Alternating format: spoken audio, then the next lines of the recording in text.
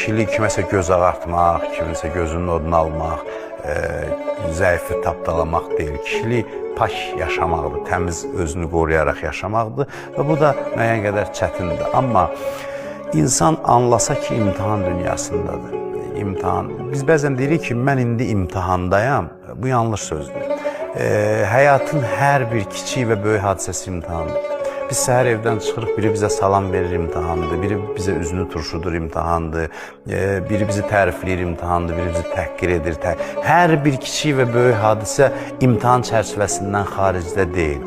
Və ona görə də insanın özünü qorunması üçün həyatın fəlsəfəsini bilməsi lazımdır. Həyata həddindən artıq bağlanmayın deyilib, ona görə yox ki, biz əlimiz soyusun və axirətə yönəlib dünya işlərini buraxaq. Xeyr, həyata bağlanmadan onu yaşayanda həyatdan daha çox zövq alırsan. İtkilər səni çox narahat etmir, uğurlar sənin başını gizəlləndirmir.